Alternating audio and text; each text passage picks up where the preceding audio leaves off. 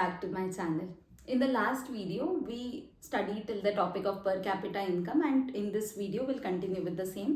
तो एक बार per capita income का थोड़ा सा जिस्ट देख लेते हैं. Per capita income जिसका दूसरा नाम एवरेज इनकम था, जिसको हमने कैलकुलेट किया था टोटल इनकम जो है हमारी पॉपुलेशन की, उसको नंबर ऑफ पीपल जितने हमारे पॉपुलेशन में जितने लोग हैं उससे डिवाइड कर देते हैं तो हमारे पास में एक वैल्यू जो आती है उसको हम एवरेज इनकम कहते हैं.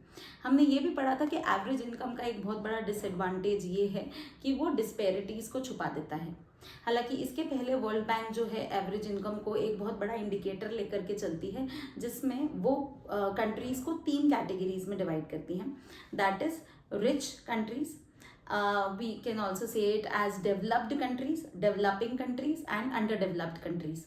अच्छा, इसका एक क्राइटेरिया उन्होंने दिया है रिच और पुअर कंट्रीज का कि रिच कंट्री जो है any of the country who earns more than $66,000 I suppose, इतना शायद मैंने लास्ट जितना भी अपना डेटा था अभी 2024 का जो डेटा है उसमें इतना ही देखा है कि $66,000 अप्रॉक्स अगर एक कंट्री उससे ज़्यादा कमा रही है या उतना कमा रही है तो वो कंट्री जो है वो रिच कंट्रीज में गिनी जाती है.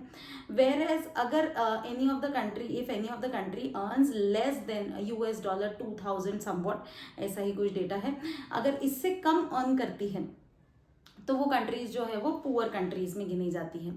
हालांकि इसके बीच का जो गैप है ये डेवलपिंग कंट्रीज के लिए आ जाता है जिसके अंदर अपर जो है डेवलपिंग कंट्रीज हो जाती हैं, जो मतलब जैसे मिडिल कंट्रीज हैं तो मिडिल कंट्रीज के लिए अपर मिडिल कंट्रीज और लोअर मिडिल कंट्रीज.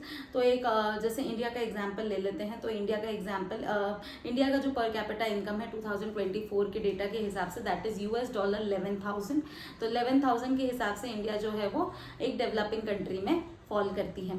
मैंने जैसे आपको बताया कि ये एवरेज इनकम डिस्पैरिटीज़ को छुपा देती है. This is one of the disadvantage. इसीलिए वर्ल्ड बैंक जो है कुछ और इंडिकेटर्स को भी देखती है ताकि एक प्रॉपर कंक्लूजन पे पहुंच सके. कुछ और इंडिकेटर्स जो काफ़ी ज़्यादा इम्पोर्टेंट होते हैं जो आपको ये बता देते हैं कि कंट्री की एक्चुअल सिचुएशन क्या है.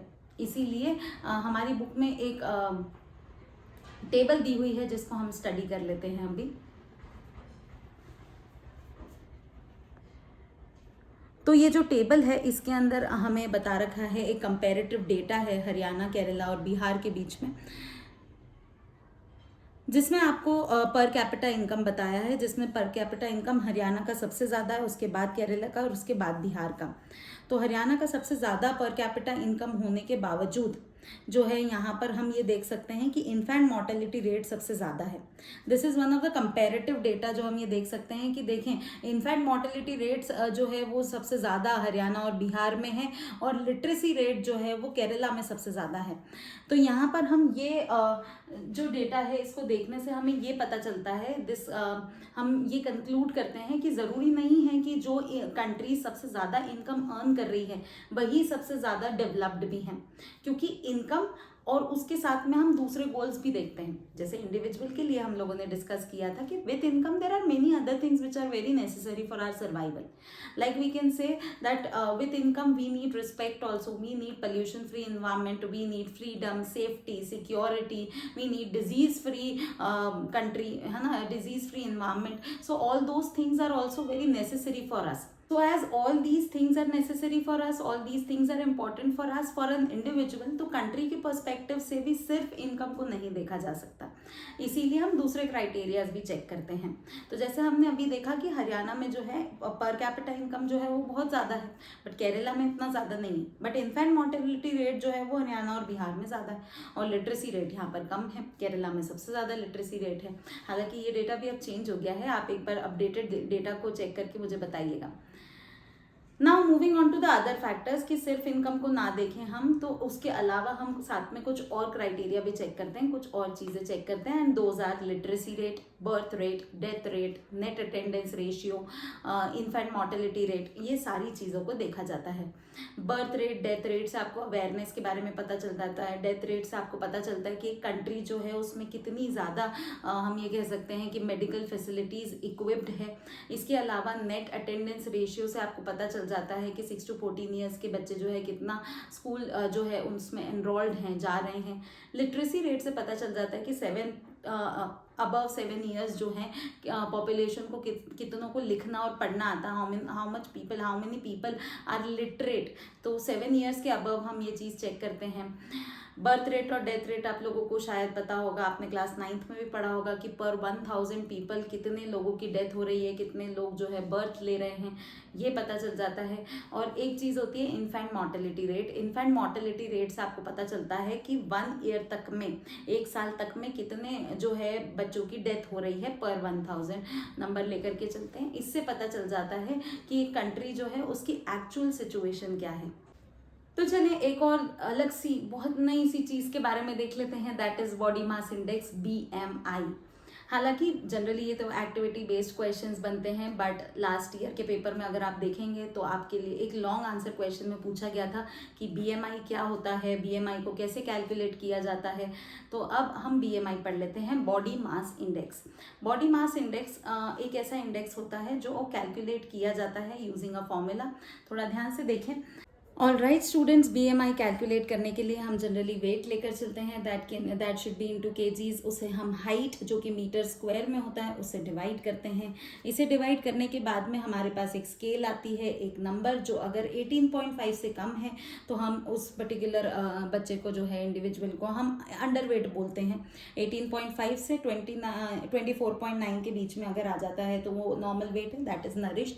25.0 से 29.9 के बीच में अगर आ जाता है तो हम उसे ओवरवेट बोलते हैं, और 30.0 से जो है उससे ज़्यादा हो जाता है तो ओबेस बोला जाता है। Moving on to the next point, that is HDI report, human development index report जो है वो बनाई जाती है बाय UNDP जो है वो HDI रिपोर्ट बनाता है, जिसमें आपको बताया गया है कि सिर्फ इनकम चेक करने के अलावा, पर कैपिटा इनकम चेक करने के अलावा HDI अदर कुछ दूसरी चीज़ों को, दूसरे क्राइटेरिया को भी चेक करता है, जिसमें हेल्थ और एजुकेशन को प्रायोरिटी दी गई है। हेल्थ और एजुकेशन जो दो इम्पॉर्टेंट फैक्टर्स हैं जिनसे पता चल जाता है कि एक कंट्री जो है उसकी बाकी की स्थिति कैसी है। क्योंकि हेल्थ अगर अच्छी है तो आपको पता चल जाता है कि that the country is quite developed into the technologies and in the health sector. Awareness अच्छी है। एजुकेशन से सिमिलरली आपको पता चल जाता है कि एजुकेशन को लेकर के कितनी अवेयरनेस है, लिटरेसी जो है उसको लेकर के कितनी अवेयरनेस है। तो HDI जो है वो लाइफ जनरली जो है एवरेज इनकम के साथ में हेल्थ और एजुकेशन को भी चेक करता है। तो चलिए यहाँ देख लेते हैं, इस टेबल में हमारे पास में GNP दे रखा है, ग्रॉस नेशनल इनकम जो है that is given, per capita income जिसे हम कहते हैं। तो इंडिया जो है उसकी इनकम 9047 के आसपास बताई गई है, जिसमें हमारी लाइफ एक्सपेक्टेंसी 72 है। और देखें मतलब अगर हम ये देख लेते हैं कि बांग्लादेश हमारी कंट्री से कम अर्न कर रहा है, नेपाल हमारी कंट्री से कम अर्न कर रहा है, बट फिर भी वहाँ पर जो लाइफ एक्सपेक्टेंसी है वो जो है हमारी कंट्री से बांग्लादेश में ज़्यादा है। तो यहाँ पर हम ये कह सकते हैं कि ज़रूरी नहीं है कि पर कैपिटा इनकम ज़्यादा है तभी हम ये कह सकते हैं कि कंट्री डेवलप्ड है, बिकॉज अदर फैक्टर्स को देखते हुए हमें पता चलता है कि कंट्री की एक्चुअल सिचुएशन क्या है। तो हम इन पॉइंटर्स से कंक्लूड कर सकते हैं कि ऑल दोज फैक्टर्स जो हमारे लिए ज़रूरी है इनकम के साथ साथ हमने पब्लिक फैसिलिटीज़ देख ली हैं। Now moving on to the next topic, that is sustainability of development.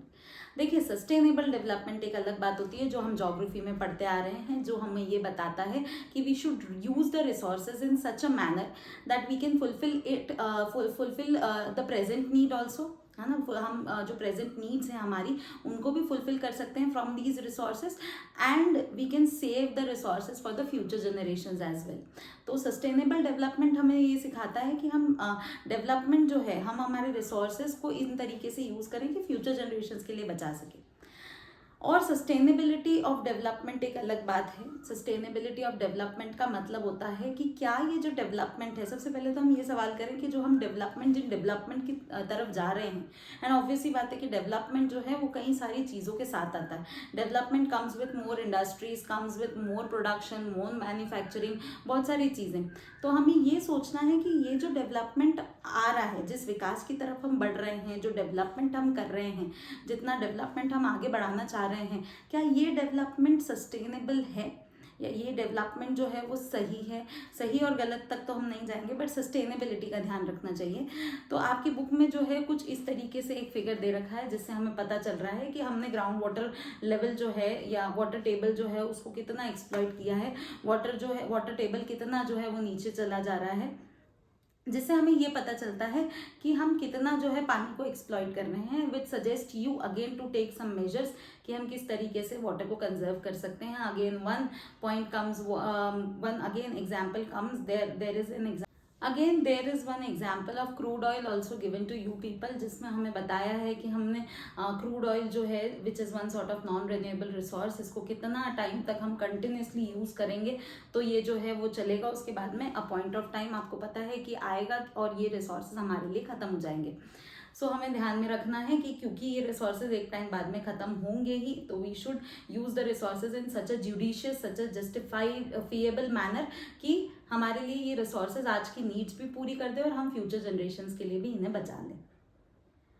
So students, I hope that you have understood this chapter development. Stay tuned for the next video and the next chapter.